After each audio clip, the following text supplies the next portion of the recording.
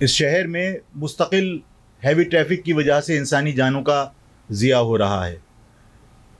متعدد بار حکومت سے اپیل کی کہ یہ جو ہیوی ٹریفک دن میں آپ کی کرپٹ انتظامیہ پیسے لے کر اور پورے دن چلاتی ہے، جس کی وجہ سے معصوم انسانی زندگیاں روزانہ لقمہ اجل بن جاتی ہیں، اس کو بند کیا جائے۔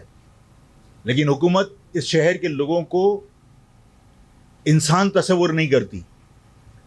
حکومت اس شہر کے لوگوں کو لاوارث سمجھتی ہے۔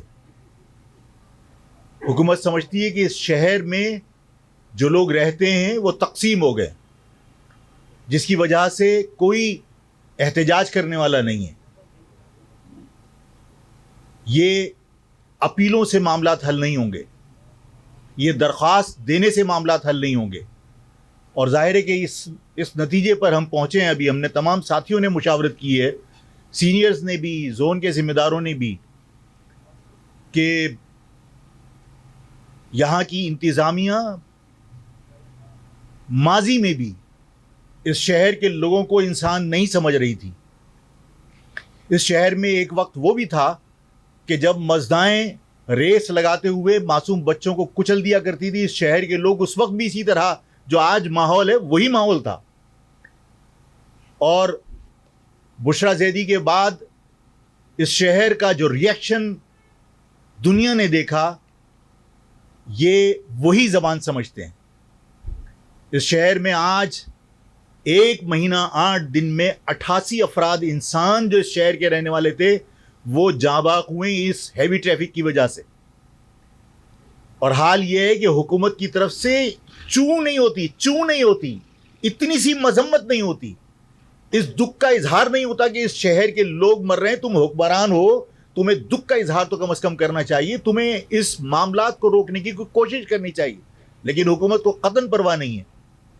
میں آج واضح الفاظ میں یہ بات کہہ دینا چاہتا ہوں کہ ہم اب مزید اپنے لوگوں کو مرتا ہوا نہیں دیکھ سکتے، اور ظاہر ہے کہ صبر کا ایک حد ہوتی ہے، اور وہ حدیں اب ختم ہو چکی۔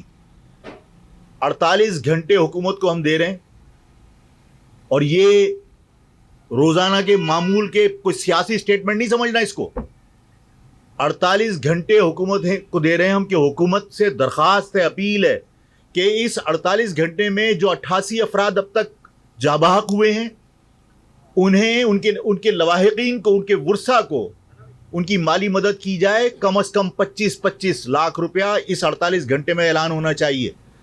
ہمارے پاس وہ ریکارڈ بھی موجود ہیں جو سندھ گورنمنٹ نے حادثے میں جاں بحق ہونے والوں کو 25 لاکھ روپے دیے ہیں۔ کن کو دیے ہیں میں اس کی تفصیل میں جانا نہیں چاہتا، لیکن یہ ریکارڈ پر موجود ہے کہ سندھ گورنمنٹ نے 25 لاکھ روپے دیے ہیں۔ اس شہر کے لوگوں کو ان سے کم مت سمجھنا۔ اس شہر کے لوگوں کو جو جہاں بحق ہوئے ان کے ورثاء کو 25 لاکھ روپے 48 گھنٹے میں معاوضے کا اعلان ہونا چاہیے۔ 48 گھنٹے میں اس کرپٹ پولیس انتظامیہ سے سندھ گورنمنٹ ہماری جان چھڑوائے، اور اس شہر کے اندر جو ہیوی ٹریفک دن میں چلتا ہے، جو ٹائم مقرر ہے 12 بجے سے پہلے، وہ 48 گھنٹے کے اندر کنٹرول کر لے۔ اور 48 گھنٹے میں اگر گورنمنٹ کنٹرول نہیں کرے گی تو آج آفاق احمد آپ سے کہہ رہا ہے کہ میں اپنے نوجوانوں کو کہتا ہوں کہ یہ ثابت کرو کہ یہ شہر لاوارث نہیں ہے، اور اس شہر کے اندر تم اس کے وارث ہو، اور اس شہر کے لوگوں کی حفاظت کرنا بھی تمہاری ذمہ داری ہے۔ منگل کی صبح سے ہیوی ٹریفک اس شہر میں نہیں ہونا چاہیے۔